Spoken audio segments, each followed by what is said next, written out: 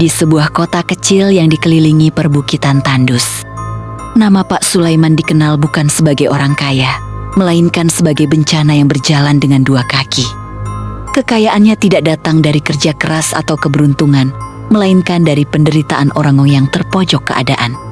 Ia bukan sekadar rentenir biasa. Ia adalah pemangsa yang menunggu orang jatuh, lalu memastikan mereka tak pernah bisa bangkit lagi. Pak Sulaiman memiliki cara licik yang membuat banyak orang terjebak tanpa sadar. Ia menawarkan pinjaman cepat tanpa jaminan di awal, dengan wajah ramah dan suara lembut yang menenangkan. Namun di balik kertas perjanjian yang tampak sederhana, tersembunyi bunga berlipat yang mustahil dilunasi. Begitu seseorang terlambat membayar, bunga akan berlipat ganda. Jika tetap tak mampu, ia akan menyita apa saja yang dimiliki, perhiasan, kendaraan, tanah, bahkan rumah satu-satunya. Ia tidak peduli apakah korbannya sakit, janda, atau memiliki anak kecil. Baginya, rasa kasihan adalah kelemahan. Rumah megahnya berdiri di tengah kota seperti simbol kemenangan atas ratusan keluarga yang telah ia hancurkan. Dindingnya tinggi, gerbangnya berat, dan halaman luasnya dipenuhi barang sitaan dari orang-orang miskin. Sepeda tua, mesin jahit, lemari usang, bahkan mainan anak-anak, semua menjadi trofi keserakahannya. Namun yang paling mengerikan bukanlah apa yang ia ambil, melainkan bagaimana ia menikmati penderitaan mereka. Ia sering duduk di teras rumah sambil memandangi barang sitaan, seolah mengingat tangisan pemiliknya saat dirampas. Kejahatannya mencapai puncak ketika ia mulai menargetkan orang yang tak berdaya. Korban pertama yang mengubah segalanya adalah seorang penjual sayur keliling bernama Pak Rahmat. Pria tua itu hidup bersama istrinya yang sakit keras. Pinjaman kecil yang ia ambil untuk biaya pengobatan berubah menjadi utang yang menjerat lehernya seperti tali. Saat Pak Rahmat gagal membayar, Pak Sulaiman datang dengan dua anak buahnya. Gerobak sayur yang menjadi sumber penghasilan disita tanpa ampun. Tak cukup sampai di situ, ia juga mengambil tabungan kecil yang disimpan di dalam kaleng biskuit di dapur. Pak Rahmat jatuh terduduk di tanah, menatap kosong pada gerobak yang didorong pergi. Sejak hari itu, pria tua itu tak pernah terlihat berjualan lagi. Beberapa minggu kemudian, kabar kematiannya menyebar. Ia meninggal karena kelaparan dan kelelahan, sementara istrinya menyusul tak lama setelahnya. Namun bagi Pak Sulaiman, kematian itu hanyalah angka yang tak tercatat. Korban kedua adalah seorang penjahit janda bernama Busri. Perempuan itu meminjam uang untuk membeli mesin jahit agar bisa menghidupi dua anaknya. Awalnya usahanya berjalan baik, hingga suatu kebakaran kecil merusak sebagian rumahnya dan memaksanya menggunakan uang usaha untuk memperbaiki tempat tinggal. Pak Sulaiman melihat kesempatan. Mesin jahit, kain, bahkan rumahnya disita. Busri dan kedua anaknya terpaksa tinggal di teras rumah tetangga selama berbulan-bulan. Anak bungsunya jatuh sakit karena kedinginan dan kekurangan gizi. Warga mulai membenci Pak Sulaiman, namun tak ada yang berani melawan. Mereka tahu siapapun yang mencoba akan berakhir kehilangan segalanya. Korban ketiga adalah yang paling tragis. Seorang kakek tua bernama Pak Hasan yang hidup sendiri di rumah kayu sederhana. Tanah rumah itu adalah satu-satunya warisan dari orang tuanya. Pak Hasan meminjam uang untuk memperbaiki atap yang hampir roboh. Namun sebelum utang itu lunas, ia jatuh sakit dan tak mampu bekerja. Pak Sulaiman datang saat hujan deras mengguyur. Rumah kayu itu disita dan dikosongkan hari itu juga. Kakek tua itu dipaksa keluar sambil membawa tas kecil berisi pakaian seadanya. Ia berdiri di bawah hujan, menatap rumah yang telah menjadi saksi seluruh hidupnya. Tak ada yang tahu kemana ia pergi setelah itu. Beberapa warga mengatakan ia terlihat berjalan menuju perbukitan dan tak pernah kembali. Sejak kejadian itu, suasana kota berubah. Langit sering mendung meski tak ada hujan. Angin malam berhembus dingin tak wajar. Anjing-anjing melolong panjang setiap tengah malam menghadap rumah megah Pak Sulaiman. Namun ia tetap hidup dalam kesombongan. Ia bahkan berencana memperluas usahanya ke kota lain, tak menyadari bahwa sesuatu sedang menunggu. Sesuatu yang perlahan mendekat. Azab itu tidak datang sekaligus. Ia datang seperti bayangan yang tumbuh, pelan namun pasti, Beberapa hari setelah pengusiran Pak Hasan, udara di sekitar rumah megah Pak Sulaiman terasa berbeda. Pepohonan di halaman yang biasanya hijau perlahan menguning, seolah tanah tempat mereka tumbuh kehilangan kehidupan. Burung yang biasa hinggap mendadak tak pernah terlihat lagi. Malam pertama terasa ganjil. Pak Sulaiman terbangun karena mendengar suara roda berderit pelan di halaman rumahnya. Suara itu seperti gerobak tua yang didorong di atas tanah kasar. Ia mengira hanya mimpi, namun suara itu terus berulang. Maju mundur, seperti seseorang mencari sesuatu yang hilang. Ketika ia membuka tirai jendela, halaman rumah tampak kosong. Namun di atas tanah, terlihat bekas roda yang memanjang hingga ke depan pintu, bekas roda gerobak sayur milik Pak Rahmat. Sejak malam itu, tidur menjadi sesuatu yang langka baginya. Lampu-lampu di rumah sering mati sendiri, lalu menyala kembali tanpa disentuh. Air di kamar mandi berubah keruh setiap menjelang subuh, mengeluarkan bau tanah basah seperti kuburan yang baru digali. Anak buahnya mulai mengundurkan diri satu persatu dengan alasan yang tak jelas.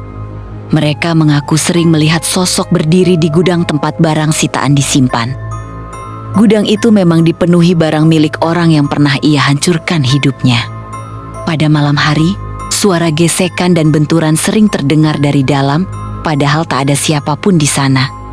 Pak Sulaiman mencoba meyakinkan dirinya bahwa semua itu hanya kebetulan. Namun suatu malam, saat ia berjalan melewati gudang, pintunya terbuka sedikit dengan sendirinya. Dari celah gelap itu, tercium bau busuk bercampur tanah. Ia melihat sesuatu bergerak di antara tumpukan barang. Gerobak sayur tua yang sudah rusak perlahan bergeser sendiri, rodanya berputar tanpa didorong siapapun. Di belakangnya, bayangan seseorang berdiri membungkuk, seperti sosok yang kelelahan setelah berjalan jauh. Pak Sulaiman menutup pintu dengan keras dan tak pernah berani mendekat lagi. Teror berikutnya datang saat hujan deras mengguyur kota. Ia terbangun karena mendengar suara mesin jahit dari ruang tamu. Suara itu cepat, tergesa, seperti seseorang berusaha menyelesaikan sesuatu sebelum waktu habis. Padahal mesin jahit milik Bu Sri yang disita sudah lama rusak dan disimpan di sudut ruangan. Satya Tuhun, suara itu berhenti mendadak. Mesin jahit itu bergerak pelan, jarumnya naik turun sendiri, seolah masih menjahit sesuatu yang tak terlihat. Di lantai, tampak potongan kain kecil basah oleh air hujan yang entah bagaimana masuk ke dalam rumah. Sejak malam itu, setiap hujan turun, suara mesin jahit selalu terdengar. Namun yang paling mengerikan terjadi pada malam tanpa bulan. Pak Sulaiman terbangun karena merasa ada seseorang berdiri di kamar tidurnya. Udara terasa sangat dingin hingga napasnya tampak seperti uap tipis. Di ujung ruangan, dekat lemari, berdiri sosok tinggi kurus dengan tubuh basah kuyup. Air menetes ke lantai, membentuk genangan kecil. Sosok itu perlahan mengangkat kepala. Wajahnya tak terlihat jelas, namun matanya kosong dan dalam, seperti lubang hitam yang menelan cahaya. Bau tanah basah bercampur busuk memenuhi kamar. Sosok itu berdiri diam cukup lama sebelum perlahan menghilang seperti kabut. Sejak malam itu, kesehatan Pak Sulaiman mulai menurun. Tubuhnya terasa berat, seperti dipenuhi sesuatu dari dalam. Nafsu makannya hilang, matanya cekung, dan kulitnya mulai menghitam di beberapa bagian. Dokter mengatakan hanya kelelahan, namun rasa sakit itu berbeda. Bukan sakit biasa, melainkan seperti daging yang perlahan mati. Ia mulai bermimpi buruk setiap malam. Dalam mimpinya, ia berjalan di antara rumah-rumah kosong yang rusak, diikuti oleh sosok-sosok yang kehilangan tempat tinggal karena dirinya. Mereka tidak berbicara, hanya menatap dengan wajah pucat dan mata penuh luka. Setiap kali terbangun, bau busuk samar selalu tercium dari tubuhnya sendiri. Tak lama kemudian, luka kecil muncul di tangannya tanpa sebab. Luka itu tidak berdarah. Warnanya hitam keunguan dan perlahan melebar seperti sesuatu yang membusuk. Azab itu akhirnya benar-benar dimulai. Namun yang belum ia sadari, semua yang terjadi baru permulaan. Karena balasan untuk orang yang menghancurkan hidup banyak orang tidak akan berhenti pada rasa takut saja. Balasan itu akan memastikan ia merasakan penderitaan yang sama. Hari-hari berikutnya menjadi mimpi buruk yang tak pernah berakhir bagi Pak Sulaiman. Jika sebelumnya teror hanya datang pada malam hari, kini siang pun terasa sama menakutkannya. Matahari yang biasanya hangat justru terasa dingin di kulitnya, seolah cahaya tak lagi membawa kehidupan. Luka hitam di tangannya semakin melebar. Kulit di sekitarnya mengeras seperti kayu lapuk, lalu retak perlahan. Dari celah retakan itu keluar cairan keruh berbau busuk yang membuat orang di sekitarnya menutup hidung. Dokter dari kota dipanggil lagi, namun mereka tak mampu menjelaskan penyakit itu. Tidak ada infeksi yang terdeteksi, tidak ada virus yang dikenal. Secara medis, tubuhnya seharusnya baik-baik saja. Namun dagingnya terus membusuk. Ia mulai merasakan sensasi aneh di bawah kulitnya, seperti sesuatu bergerak perlahan di dalam tubuh. Rasa gatal bercampur nyeri membuatnya menggaruk hingga kulitnya robek. Saat kain perban dibuka, tampak bagian daging yang menghitam seperti mati. Rumah megah itu kini berubah menjadi tempat pengasingan. Para pelayan berhenti datang setelah beberapa di antaranya pingsan karena bau busuk yang semakin kuat. Pak Sulaiman hidup sendirian, dikelilingi harta yang tak lagi berarti.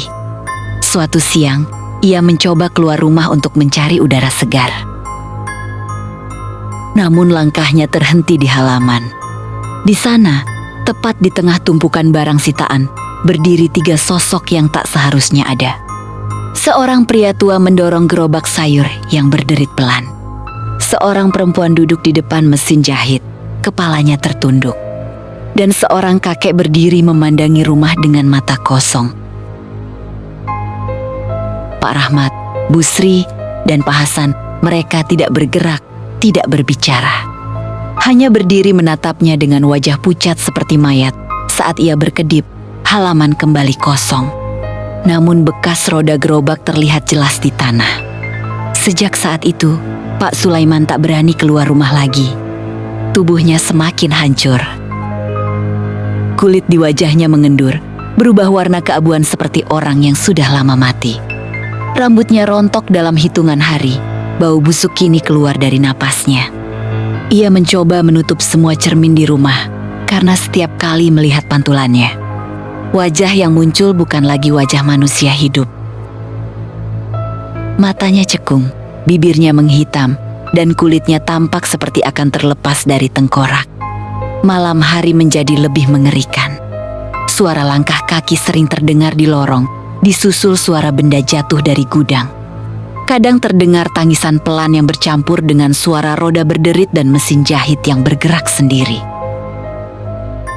Suatu malam, ia terbangun karena merasakan sesuatu menyentuh kakinya. Saat membuka mata, ia melihat tangan kurus penuh luka keluar dari bawah ranjang, mencengkeram pergelangan kakinya dengan kuat. Kulit tangan itu dingin dan basah seperti baru digali dari tanah. Ia mencoba berteriak, namun suaranya tertahan di tenggorokan. Tangan itu perlahan menariknya ke bawah ranjang. Dengan sisa tenaga, ia berhasil melepaskan diri dan jatuh ke lantai. Saat melihat ke bawah, tak ada apapun di sana. Namun bekas cengkeraman hitam tertinggal di kulitnya. Sejak kejadian itu, ia tak pernah berani memejamkan mata. Tubuhnya kini hampir tak bisa digerakkan. Daging di kaki kirinya menghitam sepenuhnya, mengeluarkan cairan berbau busuk yang merembes ke lantai. Ia menyadari sesuatu yang mengerikan. Tubuhnya membusuk sebelum kematian datang. Dan rasa sakit itu membuatnya berharap kematian datang lebih cepat. Namun azab belum selesai. Karena penderitaan yang ia rasakan masih belum sebanding dengan penderitaan Orengong yang telah ia hancurkan. Di malam paling sunyi, saat napasnya semakin lemah, ia melihat pintu kamarnya terbuka perlahan. Ketiga sosok itu kembali muncul. Kali ini lebih jelas. Wajah mereka pucat, mata kosong, tubuh dipenuhi tanah dan luka. Mereka berjalan perlahan mendekat, meninggalkan jejak basah di lantai. Pak Sulaiman mencoba mundur, namun tubuhnya tak mampu bergerak. Ketika mereka berhenti tepat di depan ranjang, udara kamar berubah sangat dingin. Ia menyadari satu hal yang paling menakutkan.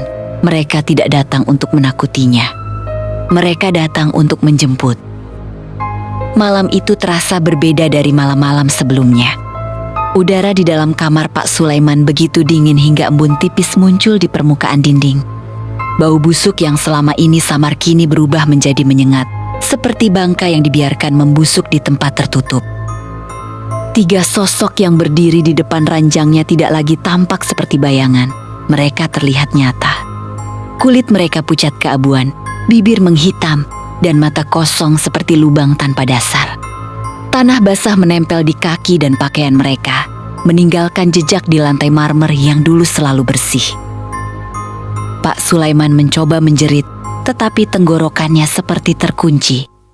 Nafasnya pendek dan berat, seolah sesuatu menekan dadanya dari dalam. Perlahan, ketiga sosok itu mengangkat tangan mereka secara bersamaan.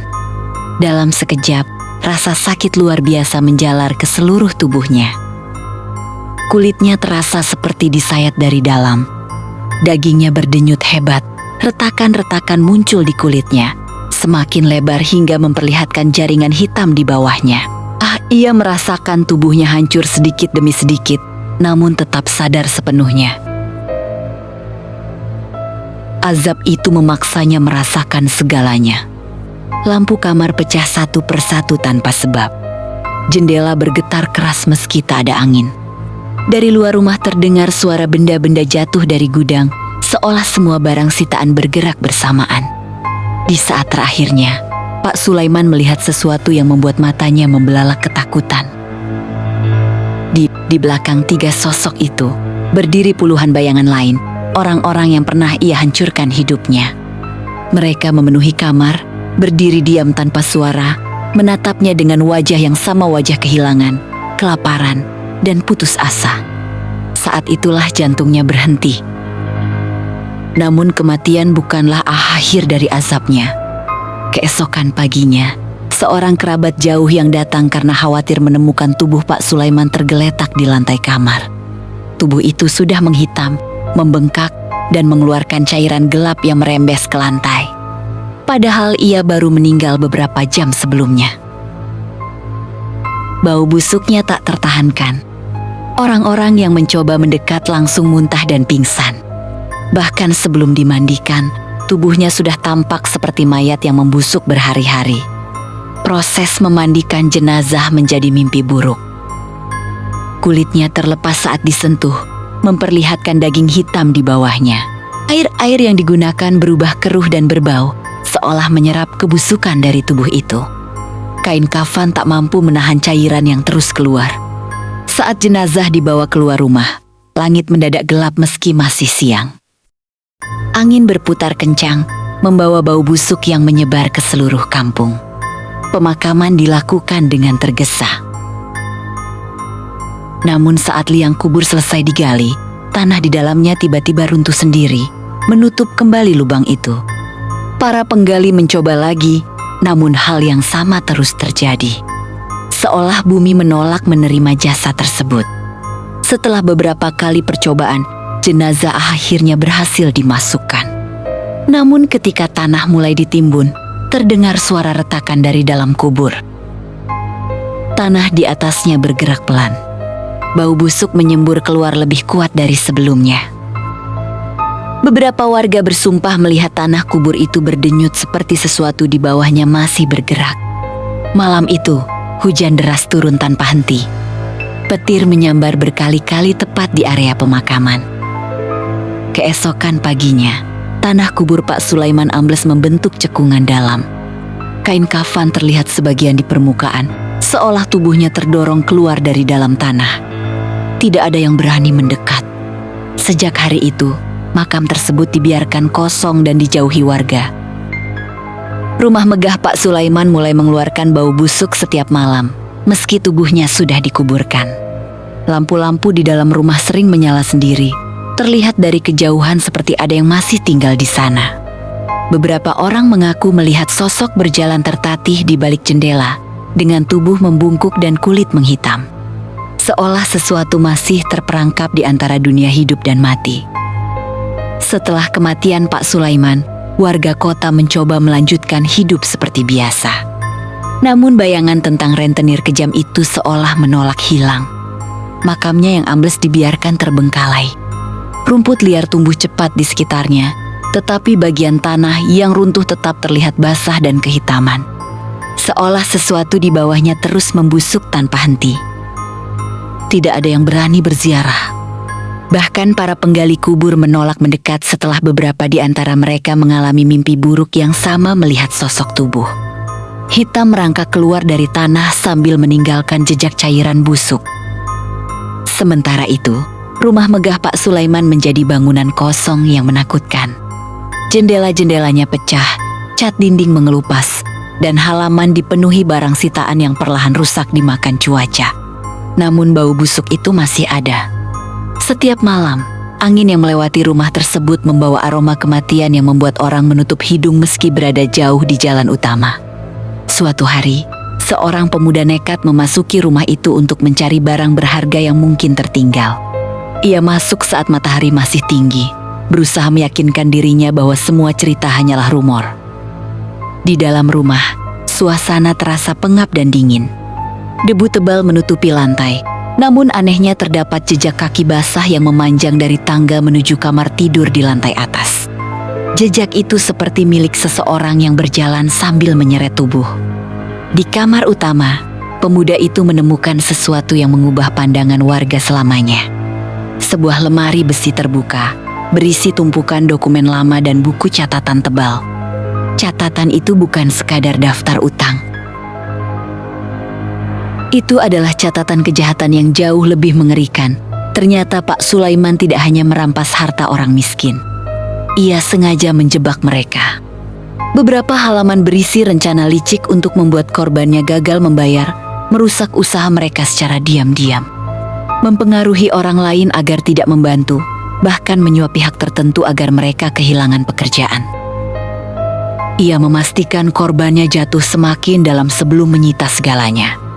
Namun bagian terakhir catatan itu membuat bulu kuduk berdiri. Ada daftar nama yang diberi tanda khusus. Nama-nama orang yang meninggal setelah kehilangan harta mereka. Di samping setiap nama, tertulis satu kata yang sama, balasan. Seolah ia sadar suatu hari semuanya akan kembali padanya. Di halaman terakhir, terdapat tulisan tangan yang tidak rapi, seperti ditulis dalam ketakutan. Tulisan itu berisi pengakuan tentang masa lalunya. Puluhan tahun sebelum menjadi rentenir, Pak Sulaiman pernah menjadi anak miskin yang hidup di rumah reot bersama orang tuanya. Suatu hari, rumah mereka disita oleh rentenir lain. Membuat keluarganya hidup di jalanan hingga kedua orang tuanya meninggal karena kelaparan dan sakit. Ia tumbuh dengan dendam. Bukannya memilih jalan yang berbeda, ia justru menjadi lebih kejam dari orang yang pernah menghancurkan hidupnya. Ia bersumpah tidak akan pernah menjadi lemah lagi. Namun di bagian paling bawah halaman, ada kalimat yang ditulis dengan tinta yang tercoret-coret. Aku mulai melihat mereka datang. Pemuda itu meninggalkan rumah dengan wajah pucat dan tangan gemetar. Sejak saat itu, tidak ada lagi yang berani masuk. Beberapa bulan kemudian, warga mulai menyadari sesuatu yang aneh. Orang-orang yang membeli atau menggunakan barang sitaan dari rumah Pak Sulaiman mengalami nasib buruk satu persatu. Ada yang jatuh sakit tanpa sebab. Ada yang kehilangan pekerjaan secara tiba-tiba. Ada yang rumahnya terbakar tanpa diketahui penyebabnya. Soal barang-barang itu membawa sisa penderitaan pemilik aslinya. Barang-barang itu akhirnya dikumpulkan dan dibakar di tanah kosong di pinggir kota. Saat api menyala, bau busuk yang sama muncul kembali, lebih kuat dari sebelumnya. Asap hitam membubung ke langit, membentuk bayangan yang membuat beberapa orang bersumpah melihat sosok manusia di dalamnya. Sejak hari itu, bau tersebut perlahan menghilang. Namun setiap malam tertentu, terutama saat udara dingin dan angin bertiup dari arah perbukitan, bau busuk samar masih bisa tercium. Sebagian warga percaya azab Pak Sulaiman belum benar berakhir. bahwa penderitaan yang ia tabur terlalu besar untuk selesai hanya dengan kematian. Kisahnya menjadi peringatan turun-temurun tentang keserakahan yang melampaui batas, tentang air mata orang tertindas yang tak pernah benar-benar hilang, dan tentang balasan yang mungkin datang tidak hanya dalam bentuk kematian, tetapi penderitaan yang bahkan bumi pun enggan menanggungnya.